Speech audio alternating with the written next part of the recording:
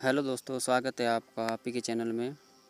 तो दोस्तों, जैसा कि आपने पिछली वीडियो में पढ़ा होगा, जो हमने शिव पार्वती के बारे में बात की थी, तो इस वीडियो में हम बताएंगे आपको कि माता पार्वती को नारद जी कैसे तप के लिए प्रेरित करते हैं और उन्हें तप के द्वारा भगवान शिव की प्राप्ति होती है। तो नारद जी के वचन रहस्य से युक्त और सकारण हैं और शिव जी समस्त सुंदर गुणों के भंडार हैं। यह विचार कर तुम संदेह को छोड़ दो, शिव जी सभी तरह से निष्कलंक है। पति के वचन सुन मन में प्रसन्न होकर मैना उठकर तुरंत पार्वती के पास गई। पार्वती को देखकर उनकी आंखों में आंसू भर आए। उन्हें स्नेह के साथ गोद में बिठा लिया, फिर बार बार उसे हृदय से लगाने लगी। प्रेम से मैना का गला भर आया। कुछ कहा नहीं जाता। जगजननी भवानी जी तो सर्वज्ञ ठहरी। वे माता को सुख देने वाली कोमल वाणी से बोली, माँ सुन, मैं तुझे सुनाती हूँ। मैंने ऐसा स्वप्न देखा है कि मुझे एक सुंदर गौर वर्ण श्रेष्ठ ब्राह्मण ने ऐसा उपदेश दिया है। हे पार्वती, नारद जी ने जो कहा है उसे सत्य समझकर तू जाकर तप कर। फिर यह बात तेरे माता पिता को भी अच्छी लगी है। तप सुख देने वाला और दुख दोष का नाश करने वाला है। तप के बल से ही ब्रह्मा संसार को रचते हैं और तप के बल से ही विष्णु सारे जगत का पालन करते हैं। तप के बल से ही शंभु जगत का संहार करते हैं। तप के बल से ही शेष जी पृथ्वी का भार धारण करते हैं। हे भवानी, सारी सृष्टि तप के ही अधीन है। ऐसी जी में जाकर तू जाकर तप कर। यह बात सुनकर माता को बड़ा अचरज हुआ और उनसे हिमवान को बुलाकर वह स्वप्न को सुनाया। माता पिता को बहुत तरह से समझाकर बड़े हर्ष के साथ पार्वती जी तप के लिए चली। प्यारे कुटुंबी, पिता और माता सब व्याकुल हो गए। किसी के मुंह से बात नहीं निकलती।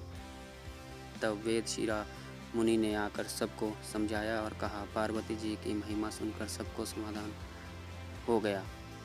गणपति शिव जी के चरणों को हृदय में धारण करके पार्वती जी वन में जाकर तप करने लगी। पार्वती जी का अत्यंत सुकुमार शरीर तप के योग्य नहीं था, तो भी पति के चरणों का स्मरण करके उन्होंने सब भोगों को तज दिया। स्वामी के चरणों में नित्य नया अनुराग उत्पन्न होने लगा और तप में ऐसा मन लगा कि शरीर की सारी सुध बिसर गई।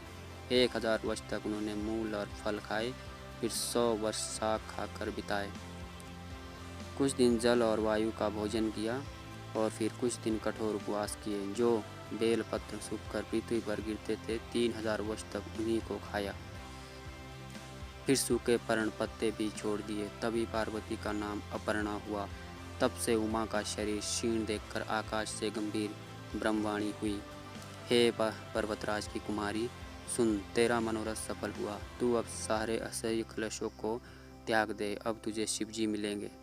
हे भवानी, धीर मुनि और ज्ञानी बहुत हुए हैं, पर ऐसा कठोर तप किसी ने नहीं किया है। अब तू इस श्रेष्ठ ब्रह्मा की वाणी को सदा सत्य और निरंतर पवित्र जानकर अपने हृदय में धारण कर। जब तेरे पिता बुलाने को आवे, तब हट छोड़कर घर चली जाना, और जब तुम्हें सप्तऋषि मिले तब इस वाणी को ठीक समझना। इस प्रकार आकाश से कही हुई ब्रह्मा की वाणी को सुनते ही पार्वती जी प्रसन्न हो गई और उनका शरीर पुलकित हो गया। मैंने पार्वती का सुंदर चरित्र सुनाया, अब शिव जी का सुहावना चरित्र सुनो।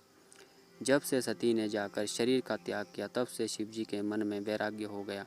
वे सदा श्री रघुनाथ जी के नाम जपने लगे और जहाँ तहाँ श्री रघुनाथ जी के गुणों की कथाएं सुनाने लगे। सच्चिदानंद सुख के धाम मोह मद और काम से रहित शिव जी संपूर्ण लोकों को आनंद देने वाले भगवान श्री हरि को हृदय में धारण कर पृथ्वी पर विचरण करने लगे। वे कहीं मुनियों को ज्ञान का उपदेश करते और कहीं श्री रामचंद्र जी के गुणों का वर्णन करते थे। यद्यपि सुजान शिव जी निष्काम हैं, तो भी वे भगवान अपने भक्त के वियोग में दुखी है। इस प्रकार बहुत समय बीत गया। श्री रामचंद्र जी के चरणों में नित्य नई प्रीति हो रही है। शिव जी के नियम, प्रेम और उनके हृदय में भक्ति अटल टेक को देखा। तब कृतज्ञ, उपकार मानने वाले, कृपालु रूप और शील के भंडार, महान तेज पुंज भगवान श्री रामचंद्र जी को प्रकट हुए। उन्होंने बहुत तरह से शिव जी की सराहना की और कहा कि आपके बिना ऐसा व्रत कौन निभा सकता है। श्री रामचंद्र जी ने बहुत प्रकार से शिव जी को समझाया और पार्वती जी का जन्म सुनाया। कृपा निधान श्री रामचंद्र जी ने विस्तार पूर्वक पार्वती जी की अत्यंत पवित्र करने का वर्णन किया। फिर उन्होंने शिव जी से कहा, हे शिव जी, यदि मुझ पर आपका स्नेह है तो आप मेरी विनती सुनिए। मुझे यह मांग दीजिए कि आप जाकर पार्वती के साथ विवाह कर ले। शिवजी ने कहा, यद्यपि ऐसा उचित नहीं है, परंतु स्वामी की बात भी मेटी नहीं जाती। हे नाथ, मेरा यही परम धर्म है कि मैं आपकी आज्ञा को सिर पर रखकर उसका पालन करूं। माता पिता, गुरु और स्वामी की बात को बिना ही विचारे शुभ समझकर करना चाहिए। फिर आप तो सब प्रकार से मेरे परम हितकारी हैं। हे नाथ, आपकी आज्ञा मेरे सिर पर है। शिव जी की भक्ति, ज्ञान और धर्म से युक्त वचन रचना सुनकर प्रभु रामचंद्र जी संतुष्ट हो गए। प्रभु ने कहा, हे हर, आपकी प्रतिज्ञा पूरी हो गई। अब हमने जो कहा है उसे हृदय में रखना। इस प्रकार कहकर श्री रामचंद्र जी अंतर्ध्यान हो गए। शिव जी ने उनकी वह मूर्ति अपने हृदय में रख ली। उसी समय सब ऋषि शिव जी के पास आए। प्रभु महादेव जी ने उन्हें अत्यंत सुहावने वचन कहे। आप लोग पार्वती के पास जाकर उनके प्रेम की परीक्षा लीजिए और हिमाचल को कहकर उन्हें पार्वती को लिवा लाने के लिए भेजिए तथा पार्वती को घर भिजवाइए और उनके संदेह को दूर कीजिए। ऋषियों ने वहां जाकर पार्वती को कैसा देखा, मानो मूर्तिमान तपस्या ही हो। मुनि बोले, हे शील कुमारी, सुनो, तुम किस लिए इतना कठोर तप कर रही हो? तुम किसकी आराधना करती हो और क्या चाहती हो? इससे अपना सच्चा भेद क्यों नहीं कहती? पार्वती ने कहा, बात कहते मन बहुत सकुचाता है। आप लोग मेरी मूर्खता सुनकर हंसेंगे। मन में हट पकड़ ली है। वह उपदेश नहीं सुनता और जल पर दिवाली उठाना चाहता है। नारद जी ने जो कह दिया उसे सत्य जानकर मैं बिना ही पाक के उड़ाने चाहती हूँ। हे मुनियों, आप मेरा ज्ञान तो देखिए कि मैं सदा शिव जी को ही पति बनाना चाहती हूँ। पार्वती जी की बात सुनते ही ऋषि लोग हंस पड़े और बोले, तुम्हारा शरीर पर्वत से ही तो उत्पन्न हुआ है। भला कहो तो नारद का उपदेश सुनकर आज तक किसका घर बसा है? उन्होंने जाकर दक्ष के पुत्रों को उपदेश दिया था, जिससे उन्होंने फिर लौटने का घर का मुँह नहीं देखा। चित्रकेतु के घर को नारद ने ही चौपट किया। फिर यही हाल हिरण्यकश्यप का हुआ। जो स्त्री पुरुष नारद की सीख सुनते हैं वे घर बार छोड़कर अवश्य ही विकारी हो जाते हैं। उनके मन को कपटी है, शरीर पर सज्जनों के चिन्ह, वे सभी को अपने समान बनाना चाहते हैं। उनके वचनों पर विश्वास मानकर तुम ऐसा पति चाहती हो तो स्वभाव से ही उदासीन, गुणहीन, निर्लज, पूरे वेश वाले, नर कपालों की माला पहनने वाले, कुलहीन, बिना घर बार का, नंगा और शरीर पर सांपों को लपेटे रखने वाला है। ऐसे वर के मिलने से कहो तुम्हें क्या सुख होगा। तुम उस ठग नारद के बहकावे में आकर खूब भूली हो। पहले पंचों के कहने से शिव ने सती के विवाह किया था, परंतु फिर उन्हें त्याग कर मरवा डाला। अब शिव को कोई चिंता नहीं है, भीख मांग कर खा लेते हैं और सुख से सो लेते हैं। ऐसा स्वभाव से ही अकेले रहने वाले घर भी भला क्या कभी स्त्रियों को टिक सकती है?